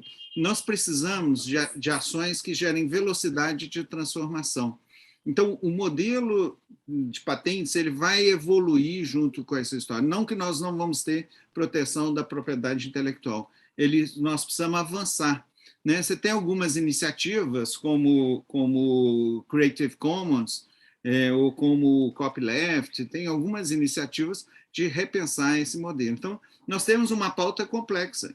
Né? Eu acho que essa é uma belíssima discussão, Gabriel, que você, os advogados que estão nos ouvindo, os especialistas têm que abordar assim, como resolver problemas do século XXI, né? A questão da energias renováveis, a questão do aquecimento, né? Mudanças climáticas, aquecimento do planeta, a questão da desigualdade que o Carlos abordou, que não é exclusiva do Brasil, mas o Brasil é um ator importante nessa agenda, né? De desigualdade, redução da desigualdade. Como resolver esses problemas do século XXI usando tecnologias, inovações e processos como propriedade intelectual do século XX. Então, essa é a oportunidade que é o mundo que nós estamos vivendo. Eu falo que, apesar da pandemia, nós somos felizados de viver num momento na história da humanidade de grandes transformações. Talvez tenha acontecido antes, lá na virada do século XIX, século XX, com a energia elétrica. Imagina o que era um mundo sem energia elétrica. Imagina um mundo sem combustão interna, sem automóvel. Imagina um mundo sem computador. Então, tem momentos na história e é esse momento que nós estamos vivendo. Então, a pauta da propriedade intelectual ela tem que subir nessa discussão do ESG. Olha, tem uma situação crítica acontecendo, que é mais e mais inovações vão surgir no laboratório com a ajuda da inteligência artificial. Já teve um caso, como atribuir propriedade intelectual a um robô de inteligência artificial? Como que fica isso? Você ficou no mudo, Gabriel. Teve um caso na Austrália, uma decisão na Austrália que atribuiu a autoria da invenção a uma inteligência artificial, e o depositante da patente é uma pessoa física, um inventor, o criador dessa inteligência artificial. Então, hoje, né, nós, por exemplo, na Fundação do Cabral, o tema que nós estamos interessados, além de ESG, é o tema do que nós chamamos de Data Driven Innovation, que é a inovação orientada por dados e por inteligência artificial. Os modelos design thinking e outros modelos humanos, eles vão ter que aperfeiçoar e incorporar o uso da inteligência artificial na análise de dados. E aí tudo isso vai mudar. Então, eu acho que nós estamos num momento de transformação, né, a curva S da propriedade intelectual, onde nós precisamos pensar novos modelos que sejam coletivos, como usando inovação aberta, Open Innovation, eles sejam compartilhados, usando conceitos como open source, né, como o Tesla, Elon Musk fez na Tesla, a Toyota acompanhou e várias outras estão acompanhando, e que sejam também na velocidade necessária para as transformações que nós precisamos. Então, é um tema não conclusivo, não tem uma conclusão, tem muito mais perguntas do que respostas nesse momento. Alguém gostaria de fazer algum comentário? Não, cenas do próximo capítulo do livro da Fundação Dom Cabral, Inovação, o motor do ISD. Contamos já com o Dr. Gabriel, que vai nos ajudar no capítulo sobre inovação e patentes. Estamos agora lançando essa semana a segunda edição, que vai ser sobre o mercado financeiro. Tivemos a abertura do IST com Fábio Barbosa, então citado aqui. Temos um elenco, Horácio Piva, temos aí Carlos Takahashi, Cacau Beckbrock, Edmar Prado Lopes e a equipe da Movida, o caso da Suzano, o caso do BDMG. Acho que vai ser um tema muito rico, muita gente dedicando muito tempo a isso. E já fazendo a minha fala final, sabendo do tempo, agradecendo o Gabriel. Então, nós temos ainda um minutinho aí das considerações, que eu tenho uma provocação para vocês três. Edmar, você gostaria de fazer algum comentário sobre esse ponto? Não, só botando na pauta da empresa, né? A gente conversou também previamente a questão, por exemplo, de propriedade intelectual de site, né? Desenvolvido por um conjunto de pessoas que está hoje em qualquer lugar do planeta, com uma convergência cada vez maior, né? Quer dizer, todo mundo querendo ser a última palavra em plataforma de cliente. Como é que você determina quem é dono do quê, né? E como é que você se distingue, se diferencia do seu concorrente e, portanto, se tem alguma coisa que cabe uma patente ou algum tipo de proteção, né? Não tem resposta. Eu não tenho resposta, de novo, eu estou que nem o caso, eu estou cheio de perguntas e dúvidas aqui sobre o que vem por aí. Eu tenho uma dicasinha. Preparem-se para o Open Banking. Preparem-se. Vocês gostaram do Pix? Acharam interessante? Preparem-se. Vai ser, esse sim, um motor de inovação para o ISD.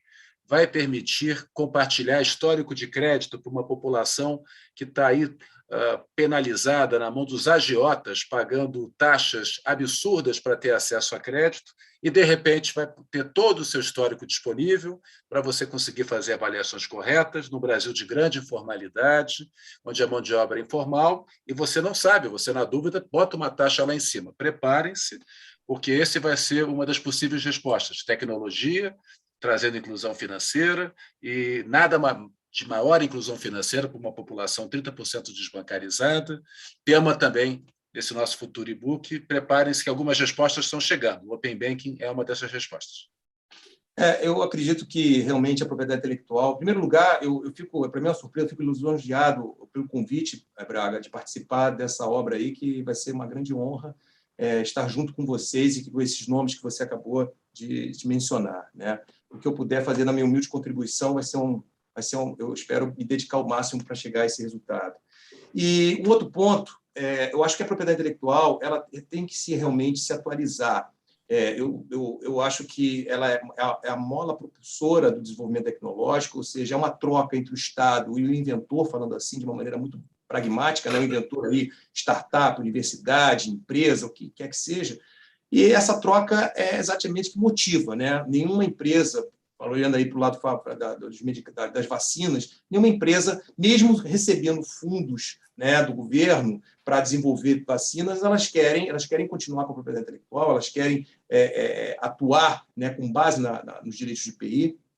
Então, acho que, mas, de qualquer maneira, é uma reflexão que tem que ser feita, nós temos que sair dessa zona de conforto, como o Arruda comentou, nós temos definitivamente que pensar no modelo, e aí eu levo um pouquinho para a questão do INPI. Né? O INPI é o órgão aqui, operacional da propriedade intelectual, das patentes, não se pode mais admitir o INPI ter um backlog, né, de não sei quantos mil casos pendentes para serem examinados, principalmente nessa área de telecom, na área de eletrônica, na área de software, né, de aplicativos, levar quase 12, 13 anos para conceder uma patente, considerando que uma tecnologia dessa tem uma validade de 6 meses, no máximo, estourando. Então, a gente tem que rever essas partes, tem que estruturar o INPI de forma que possa acompanhar não só o INPI, mas todos os órgãos reguladores. Né? Eu falo aqui na área de biodiversidade, tem uma lei que estabelece as regras de acesso aos recursos genéticos no Brasil e de maneira sustentável, que troque, né, que retribua esse acesso de maneira com as inovações sustentáveis para aquela comunidade. Nós temos uma série de normas que são importantes dentro da propriedade intelectual, mas eu tenho certeza que nós temos que repensar a forma de como, porque essa decisão da Tesla, da Toyota, de abrir seu portfólio de patentes, na realidade, eles estão fazendo isso de uma maneira muito bem pensada, muito estratégica, eles sabem que o retorno isso vai ter. Né? Porque eles não iriam abrir mão, né, de um patrimônio intangível valiosíssimo para eles.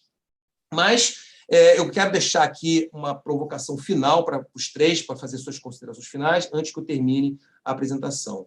Eu digo para vocês estão otimistas, pessimistas em relação a essa década no Brasil, mais especificamente em relação aos avanços que nós estamos fazendo ou não estamos tendo avanços? Qual é o sentimento de vocês em relação à pauta ISG? Se eu puder começar, eu estou muito otimista em relação à pauta ESG. Né? O Brasil é um motivo de muita preocupação, acho que nós temos pensar, nós como sociedade, pensar o Brasil e olhar o Brasil com muito cuidado. Mas é fantástico ver o engajamento de muitas empresas, aqui está o Edmar representando a Movida, que é um bom exemplo, mas não é uma exceção. Nós estamos vendo muitos bons exemplos de empresas comprometidas, empresas de capital aberto, empresas, sociedade anônima de capital fechado, e mesmo algumas pequenas e médias empresas, com um pouco mais de dificuldade, mais incerteza de como fazer, mas, de fato, eu acho que benchmarking, o Brasil é uma referência no ponto de vista empresarial nessas ações ESG. O que nós precisamos é escala. Né? O que nós vamos observar nos próximos anos é mais empresas. Não adianta ter um bom número, tem que ser um número excepcional, porque é um país grande e diverso. Então, acho que o assunto está crescendo, as lideranças empresariais, os conselhos estão cada vez mais conscientes da relevância desse tema, ainda estão aí batendo cabeças, como chegar lá e tudo, mas há um nível de consciência crescente e ações crescentes. E aí nós vamos ver, apesar das más notícias nas questões climáticas e tudo, a gente vai ver empresas se posicionando de forma transformadora nessa agenda. E na questão social, sem dúvida, mais ainda. Vou pegar esse gancho. O Brasil é uma referência no mercado financeiro internacional, onde o mercado financeiro embarca, costuma puxar bem a agenda. Então, o que me dá confiança, eu acho que o mercado financeiro, em épocas passadas, foi parte do problema. Bolhas financeiras, especulação. Dessa vez, estamos sendo chamados, estou tendo a oportunidade, na maturidade da minha carreira, de dar uma contribuição lá no BDMG, um trabalho anticíclico muito bacana, mas não restrito aos bancos de desenvolvimento. Houve muito esforço do setor bancário, do setor financeiro, de dar uma resposta no meio dessa crise da pandemia, e agora com essa... Então, eu acho que o lado do mercado financeiro me anima, eu vejo esse assunto pautado em todas as conversas com os meus pares. Eu tenho um lado, talvez aqui surpreendente para muitos que vão escutar, de ambiental. O Brasil é uma potência ambiental, ele hoje já faz, ele mexe no ponteiro do que vai acontecer no ambiental. No curto prazo está tudo muito confuso, nós estamos vivendo, mas acho que os fatos ambientais, a possibilidade de você ser remunerado pela floresta em pé, soluções, a gente vai virar essa agenda ambiental. Eu acho que a gente vai sair de patinho feio para, em breve, voltar a ter o protagonismo que nós precisamos ter para essa agenda funcionar a nível global. Compartilho com vocês que eu tenho um pouco mais de dúvida no S. Eu acho que as empresas conseguem fazer diversidade, melhorar seus programas de trainees, mas o S eu acho que passa por esse movimento das empresas, mas inevitavelmente passa por ações governamentais e também pela filantropia. O brasileiro é pouco filântropo. E a gente vai. O S me preocupa das 3 dimensões, a governança Lava Jato foi um histórico importante na história do país. Vamos pensar formas inteligentes de movimentar o S, mas, no geral, no balanço da obra, eu sou bastante positivo e acho que o assunto se impõe, faz parte da agenda e daqui para frente vamos fazer isso parte da nossa vida, seja como executivo, seja como empresário, seja como indivíduo. E que bom, tenho filhos jovens de 18 anos, quero contribuir de alguma forma para um mundo melhor para eles e para os meus netos. Gabriel, eu sou muito otimista por natureza e estou muito otimista com tudo que tenho visto, né? A brincadeira do vira-lata, né? Ele também tem um aspecto importante de adaptação, né? De flexibilidade que é próprio do brasileiro, né? E eu vou fazer um paralelo super antigo, que foi a questão da ISO 9000, né? Quando passou a ser requerimento lá nos anos 80, 90, né? O Brasil de zero, em alguns meses, um ano, sei lá quanto tempo, num curtíssimo espaço de tempo, já era o país com mais empresas certificadas pela ISO 9000, né? Simplesmente porque todo mundo entendeu que precisava fazer, né? E eu acho que o que a gente tem vivido, né, mostra que o ESG precisa ser feito, né? Esse é que é o grande ponto, né? O passado recente, e aí a pandemia, ela é um fato que obriga todo mundo a repensar todas as coisas. Ela colocou o ser humano no centro de tudo de novo, né? Porque a gente tinha perdido essa centralidade do ser humano, né? E aí, com isso, fica mais fácil você ter uma agenda cujo centro, no fim do dia, é o ser humano, seja ele como consumidor, como colaborador, como parte relacionada, como comunidade envolvida, qualquer coisa dessa natureza. A gente, de fato, começou a se preocupar um com os outros de uma maneira distinta nos últimos 18 meses. Eu acho que esse é que é o grande legado da pandemia. E aí, por isso que eu acredito que o que está acontecendo no mundo empresarial brasileiro é transformador. É transformador, a gente está só começando. Acho que isso daí, de novo, vamos nos abstrair, né, da agenda do curto prazo, das manchetes políticas, mas o que a gente vê no mundo empresarial é uma transformação, né? Isso aí faz com que o setor privado, né, mais uma vez, assuma uma bandeira importantíssima. Só que agora está de uma forma organizada e numa agenda que eu diria que é global e não é local. Então, eu estou bastante otimista. Bom, eu agradeço ao Braga, ao Arruda e ao Edmar por esse bate-papo riquíssimo, né, que tivemos.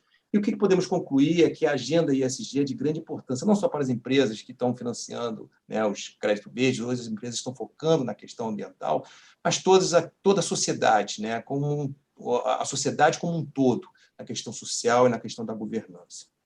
Não ficou claro a importância de novas tecnologias, os investimentos em pesquisa e desenvolvimento é fundamental, encontrar o equilíbrio da propriedade intelectual, né, com o open source, com o open innovation, com a cocriação, é fundamental também, porque a propriedade intelectual é um motor de desenvolvimento tecnológico dos países, né? E também precisamos ficar atentos para os marcos regulatórios que estão aí e devem ser atualizados permanentemente, tentando acompanhar esse avanço da inovação que hoje ela é impressionante, né? Em dias você tem uma solução para cada problema que nós enfrentamos aí na sociedade.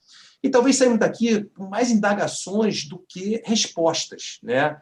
Mas esse foi o intuito desse Table Topic, ou seja, instigar vocês todos a sair de uma posição confortável e fazer acontecer, né? Porque o que estamos fazendo hoje pode ser reprovado daqui a alguns anos, como muitas coisas que foram feitas no passado e foram reprovadas hoje. Então, eu me despeço aqui, citando um ponto. Eu assisti semana passada um webinar onde o Carlos Arruda foi moderador, lá da Fundação Dom Cabral, e o Fábio Barbosa e a Sônia Concílio, eles foram pioneiros da sustentabilidade, e o Fábio disse uma coisa muito interessante. Ele falou assim: eu tenho um sonho. E eu fiquei ouvindo, ele falou: meu sonho é que a agenda ESG acabe. Aí eu fiquei com aquilo na cabeça, falei: pô, mas tudo que ele falou aqui é contraditório o que ele está dizendo agora. Ele falou o seguinte: não, da mesma maneira que a qualidade era um fator que se encontrava importante na década de 80, na década de 90, para mostrar que as empresas tinham qualidade nos seus produtos e seus serviços, e depois isso acabou. Antigamente nós tínhamos diretoria de qualidade, coordenação de qualidade, tínhamos sempre um apêndice, né, de alguma seção de qualidade dentro das empresas. Isso acabou, porque a qualidade está intrínseca dentro dos produtos e dos serviços. Hoje em dia não existe produto sem qualidade. Em tese, seria isso. E a ESG é a mesma coisa. Isso vai estar dentro do DNA das empresas, dentro da sociedade. Social, ambiental e governança vão estar dentro da sociedade. E eu acho que esse que é o grande motivador para nós termos um mundo melhor, e eu espero que esse sonho do Fábio se concretize o mais rápido possível, né? Porque nós vamos ter um planeta melhor, com uma sociedade também melhor. Eu agradeço a todos, muito obrigado por estarem aqui e espero revê-los brevemente. Um abraço a todos. Um abraço. Obrigado, pessoal. Obrigado. Tchau, tchau.